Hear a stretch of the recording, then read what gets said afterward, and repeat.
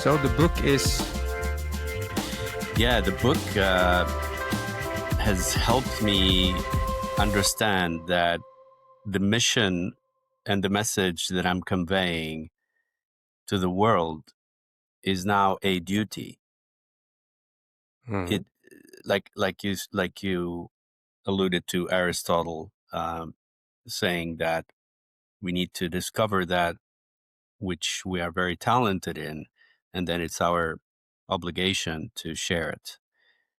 And at first, personally, I was a bit reluctant, more old school, just do what's necessary, what's needed. But then the book came and into my life, and the message is so powerful, and the impact on people was way above any expectations I had before, that it became like I felt this responsibility, this duty, that I need to share this with a lot of people. It's not even an option anymore. I must, because it's so physical, and I have pictures of people owning the book and sending me their feedback about the book all around me to remind me that I need to keep going. And the more I spread the message, the more chance I have on it of the message falling on the right ear at the right time.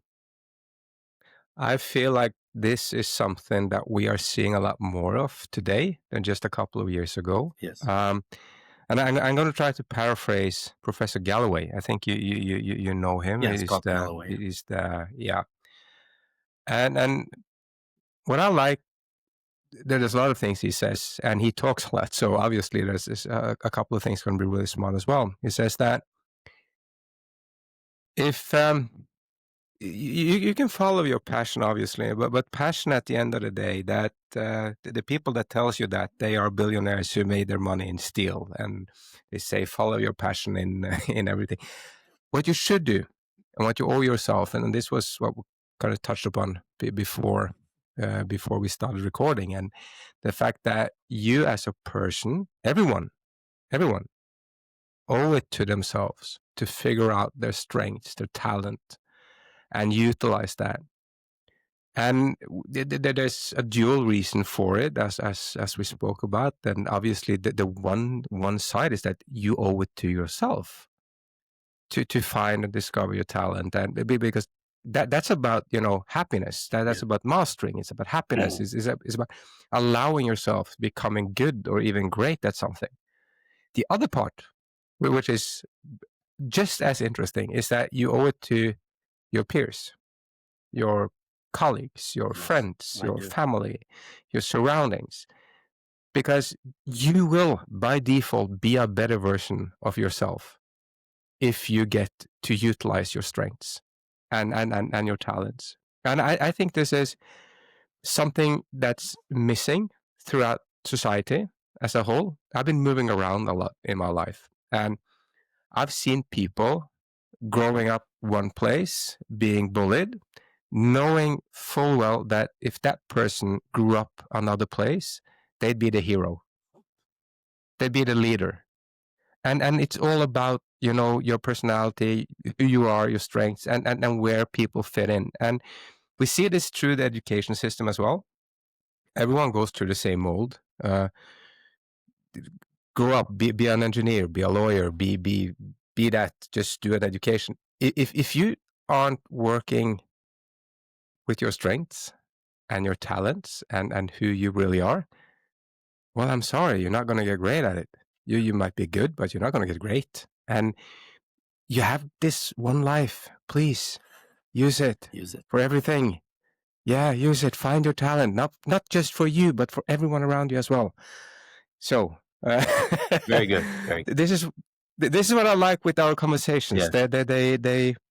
They are insightful. Thank you. I like what you said at the end, that to find your talent, to become who you are meant to be, as is the title of my book, is a duty.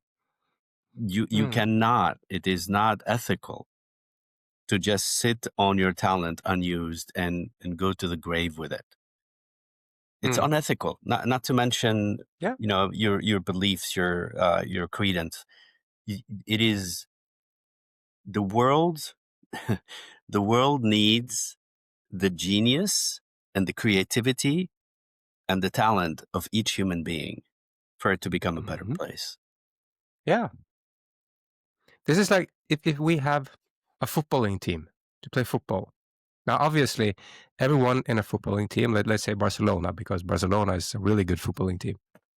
And let's say that everyone that's in that team are great footballers, but still the difference in talent, even inside a top elite team, is massive. It is. Let's say you have Lionel Messi, the little Argentinian god that's probably, I'm just paraphrasing God, you know what I mean? Well, he's the GOAT. But he was arguably one of the world's best players throughout history.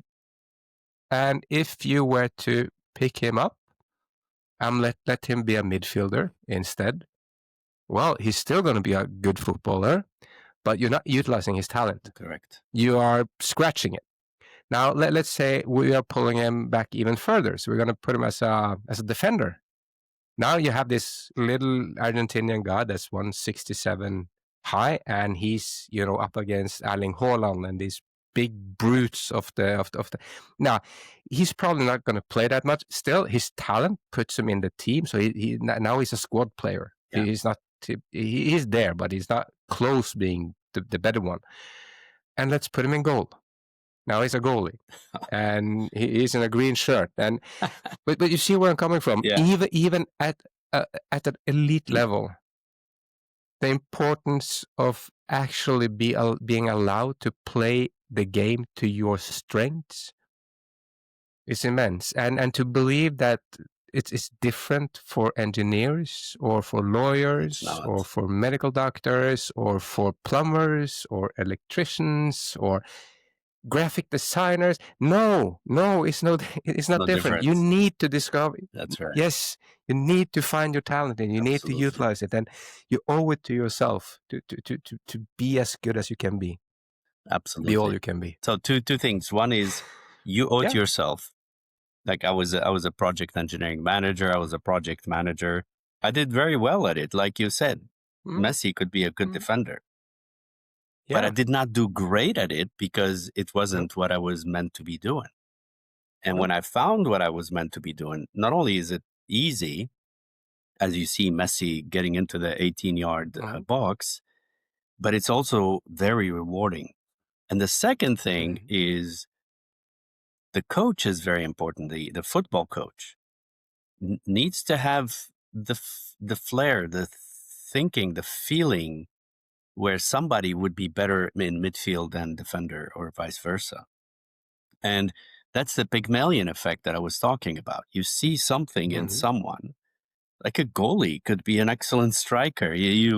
It's possible, right? It's possible. The coach or the mentor or whichever role is that can see that talent needs to also speak up and give it a shot, give it a try. Like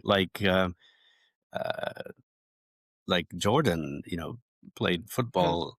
Then he said, "Oh, let me try baseball," and then he went back. Basketball. Then he went back to basketball, right? So he was actually trying to optimize to find the best, and he had fun while he was playing this. And he talks about just how much fun he had in messing around with baseball a bit. But and we can bring this into the business world as well. And just to pivot a little bit back to where we started, when we talked about this will be more and more important going forward, and then what it's been for the last 15, 20, even maybe 50 years. This is why what I believe is going to be a real challenge for management in the future. Because you have to, if you want to have a great team and you're the manager, this is like Alec Ferguson, or it doesn't matter. You have an idea on how your organization is going to perform, how you're going to outmatch your competition. Now you're going to have to start, to first figure out what kind of strategy are we using. How am I going to produce something that's better than my competition? Mhm. And then you have to find the right players. Yeah. And here comes right back into what we were speaking about. Now you have to make sure that everyone gets to utilize their talent. Yes. You cannot put Messi in goal. You can, of course, as you said, you can Yeah, probably you do should it, not. and we Yeah. can use him. We can use him as a midfielder. But if we use him as an attacking player, he's going to score us 100 goals a season. Yeah. He's going to win us everything. And what a pleasure We it were is to supposed to talk. watch. What a pleasure it is to watch him. Yeah. It's amazing. It's amazing. He probably, I think he still plays in Miami Yeah, or he still something. in Miami. Actually, with with the David Beckham team. Yeah. That's yeah. So we were going to talk about Dale Carnegie Yes. today, Yes. and let's be honest. When it comes to coaching, he's probably one of the great success stories out He is. there. He has institutes all over the world. There's I even have colleagues that's are still using, you know, him or his techniques and everything, using him as their mentor in their coaching.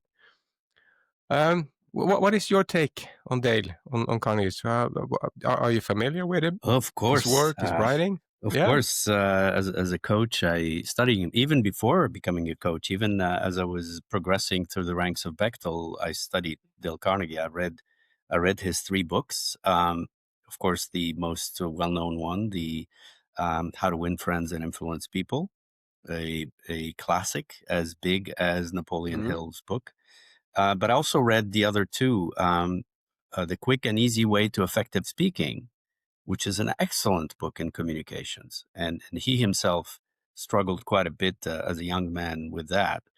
And then finally, the third one that's really a practical psychology book is How to Stop Worrying and Start Living, which is almost like borderline spiritual. It's like live in the moment Yeah. and stress, fear, and mental discipline and what they mean and how do you Mm-hmm.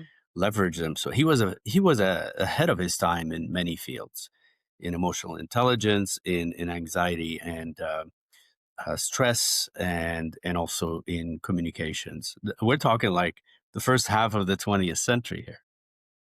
Mm. Yeah, and so if you would, what would you say is the most important thing we can learn from Dale today? If there's one thing that everyone needs to know and basically bring into their life right now. I would say it's the art of influence. Mm. He is a master at this. And the reason I say that's what it is because it cuts across all fields. Mm. It is, of course, important in careers, in business, not only Yeah. inside an organization, but also in influencing outside stakeholders. But it's also important in your daily life, how to influence Mm.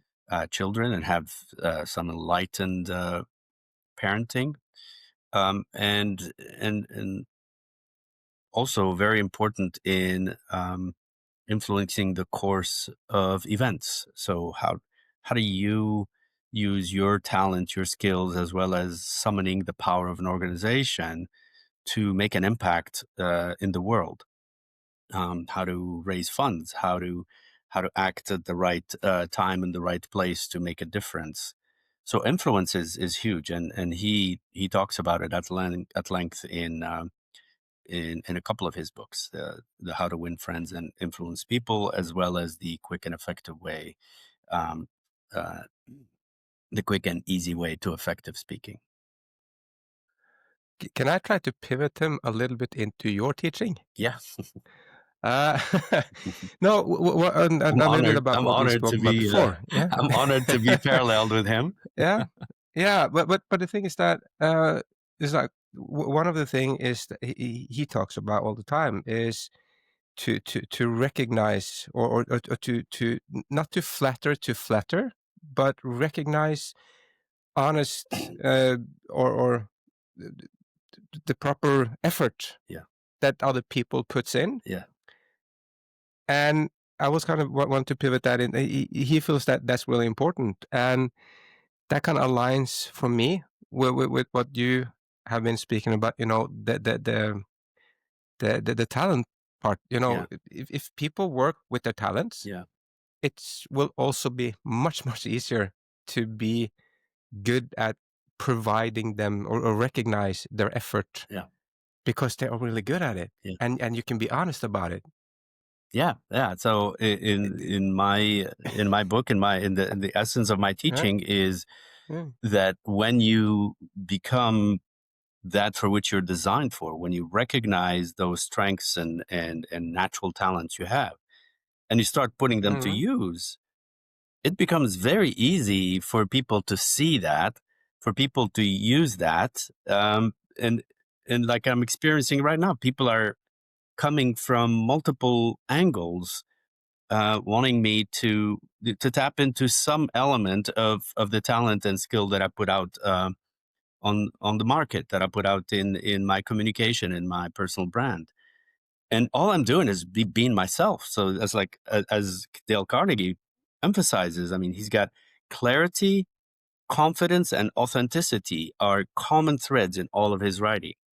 And authenticity is now coming back to become a mhm, really, really important element of communication, of convincing, of influencing. It was kind of put a bit to the on the backside for a bit with fake it till you make it kind of stance. But now authenticity is key, and I would say that mhm. where my teaching kind of overlap with his teaching is in here, which is that by becoming who you're meant to be, you are inevitably authentic. And when you are inevitably authentic and effortlessly authentic, then you become a source of value adding to various stakeholders around your area of influence. I love that. I'm going to try to bring in Adam Grant a little bit to discussion as well. He's He's yeah. one of my heroes. I do love his teachings as well, and in his book Give and Take, he obviously he describes the three personalities you'll find in business: the givers, the takers, and the matchers. Would you when I read the basic principles, you know, of Dale Carnegie's teachings, you know, the don't criticize, be honest, recognize real talent, try to awaken some sort of desire, and be genuinely interested in other people. Do you think takers are capable of genuine interest as if it's nothing on the table for them? You mean takers in the That's a sense of philosophical. Adam Grant's book? Yeah, yeah.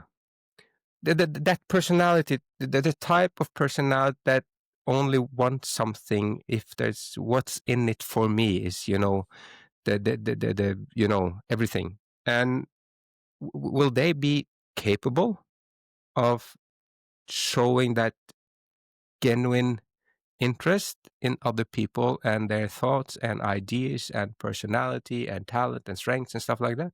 Not without great effort. They are essentially transactional, sometimes fairly Mm, transactional, sometimes unfairly transactional, where mm, they tend to want to get more than what's a fair trade.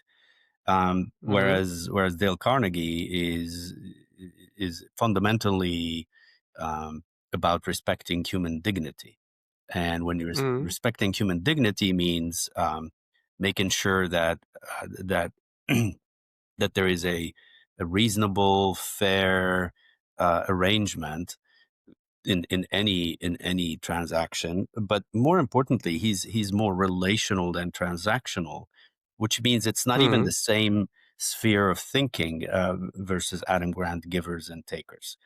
No, no. So Adam Grant is describing the reality very well: the givers, the takers, and the matchers. Mm, Um, and what the closest thing to to Dale Carnegie's thinking would be the matchers. So the people who actually try to add value, see win-win, and try to match the givers and the takers, hopefully with an ethical, excuse me, with an ethical Mm.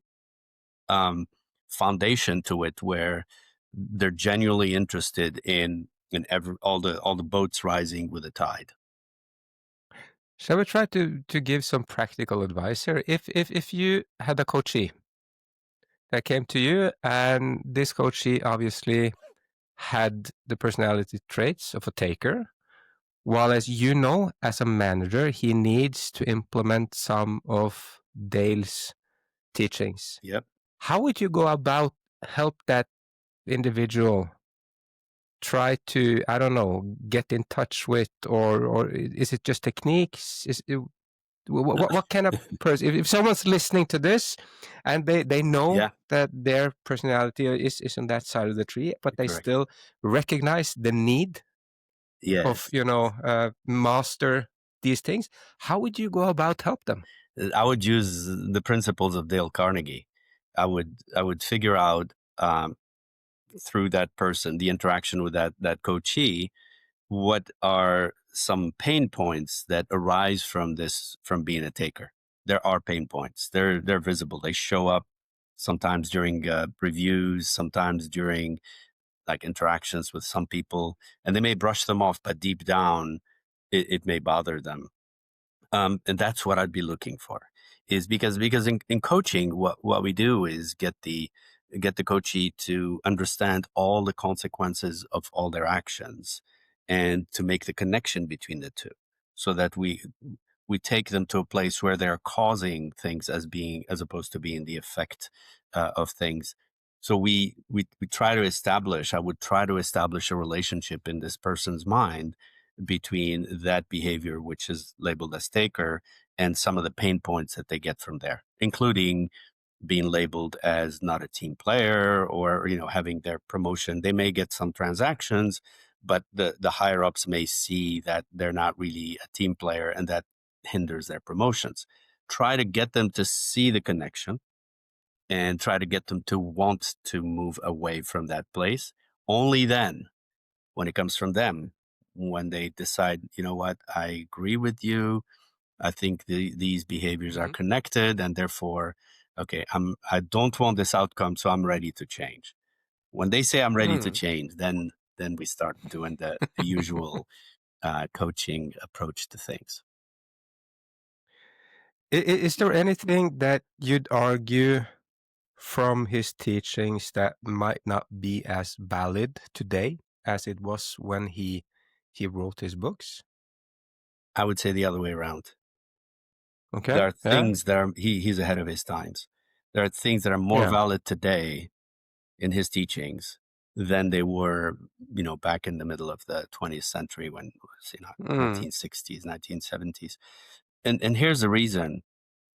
Like I said earlier, on authenticity. So we've had a swing towards uh, data, big data, analysis, artificial intelligence, pattern recognition, all computer driven, all raw, rough, big data, and away from Mm. human connection, where the individual is data driven instead of being relational and human connection driven.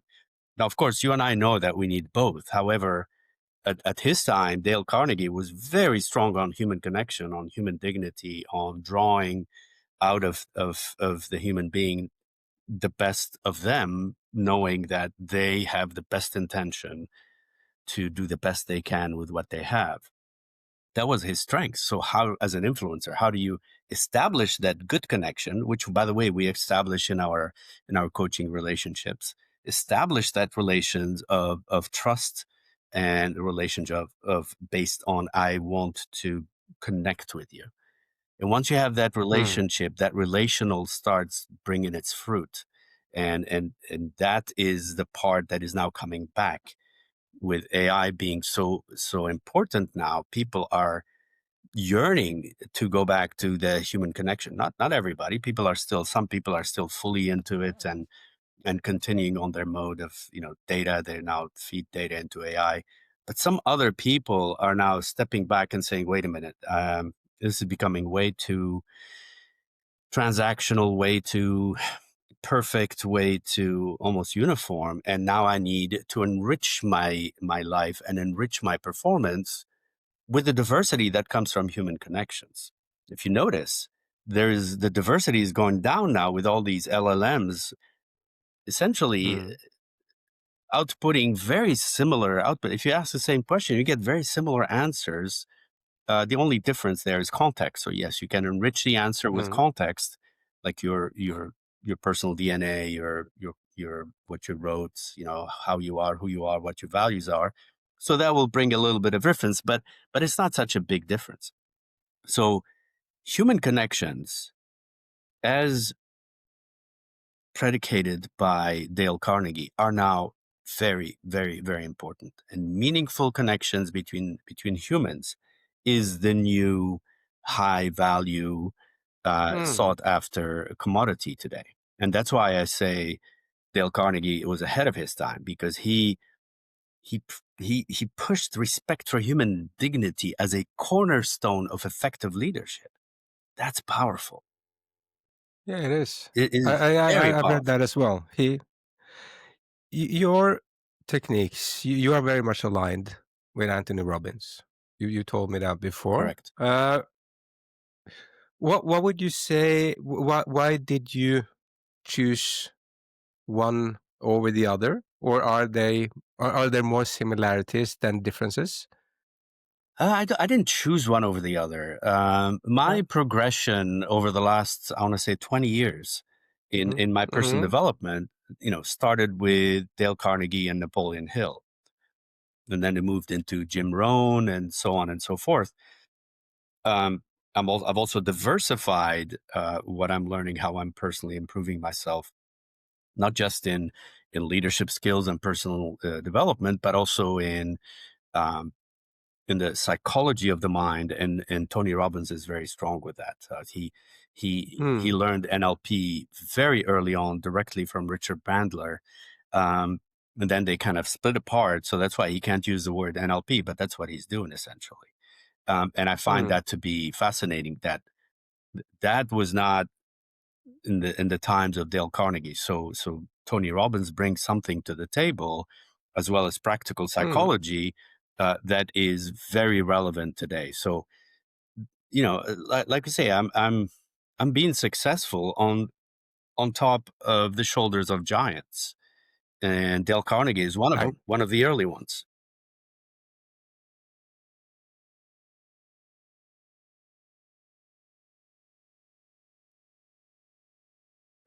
Let's see. I think we lost a little sound on you Uh, right now. Oh, you're back. There was someone trying to call me. It doesn't matter. You recorded. It's okay. We're all good. I was going to say something that I found quite interesting. I just dropped the ball. I lost my train of thought. Let's see. Okay, but let I'll me circle back to repeat that one. the last Yeah, part there. Maybe yeah. it will help you a bit. Mm. So Tony Robbins is the last influencing um, thought leader I to my thinking. I You got yeah. it now? I remembered again. Very good. Go. Yeah. What I was going to say, I was going to pivot or kind of tie it all back to where we started. Maybe Tony Robbins and the way he teaches stuff aligns more with the talent you possess. Your strengths, the way you are, who you are, the person, Dr. Hatem Goucha, he has some qualities, Yeah. and those qualities aligns with the systematic or the approach that Tony Robbins brings to the game. And let me just clarify: this is not something that's it's not a conflict. It's not a raging conflict. This is more like you have Jose Mourinho on one side and Arsene Wenger on the other side. And both are great managers and won a lot. It doesn't really matter. It's just a way to interpret the best way to a common goal, Correct. but within the same set of rules. And so it's the same game basically. It's just how to play to your strengths. So yeah, I like that. I like Yeah, that. no, thank you for saying Um, that. That is mm, very, very. So Tony Robbins said I attended his Unleash the Power Within in mm, September in Cologne, Germany, mm, and he said something that really stayed very deep in my mind. He said there are people out there who only you can reach. mm, In other words, he's saying, I'm Tony Robbins. I'm reaching, hundreds of thousands, millions of people, but I can't reach 8 billion people. And that's why you are here. You must learn to believe in yourself and summon all the talent and skills that you have to go reach those people that you are best designed to reach. And that has become a very, very strong driver for me in the last few mm, months, especially. And that added to that early conversation we had, which is now it's a duty for me to spread the mission of the book and to essentially help people through coaching or through answering comments mm, or to any way possible, help them really find that person whom they are meant to become. And mm. that's directly from Tony Robbins. I mean, he's an incredible motivator, and he is very much along the same lines of style that I have. So when he said that, it meant a lot to me, right? It was very empowering, and I could easily be the Tony Robbins for a special group of Mm. people or special region or special language or special ethnic background or religious belief. Again, we have clocked the 30-minute mark with a great margin. So we are there. I'm going to leave you with something I picked up. I talked to a lot of business leaders, and there's a common red thread throughout now, and that's that more and more people realizes the value of having maybe not a coach, maybe not a mentor, but to learn from someone that knows stuff you don't. Don't try to figure out everything on your By own, and yourself.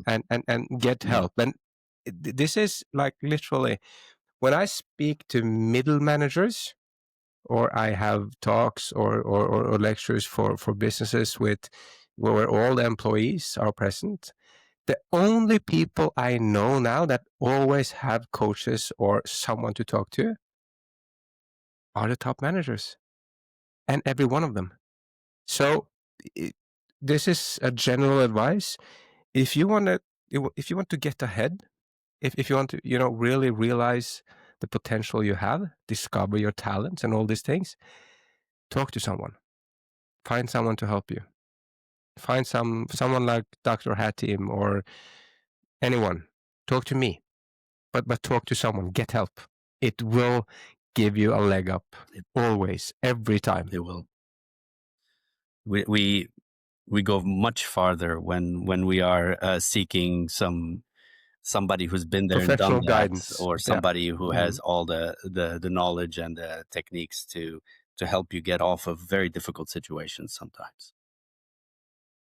I can use one personal reflection just to finish up with that one.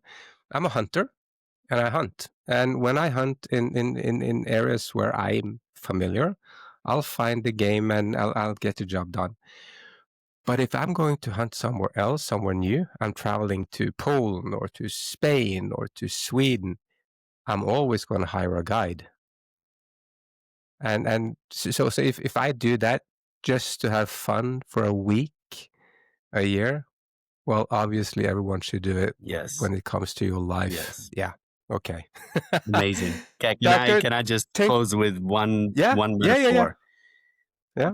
We are the heroes of our life's journey, but every hero's journey has a guide, whether it's Gandalf or Dumbledore, or you see all the movies, right?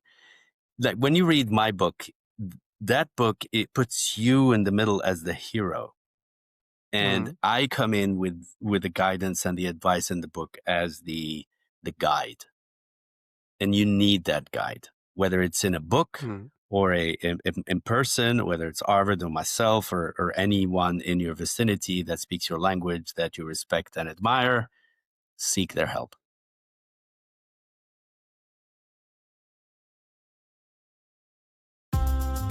Thank you.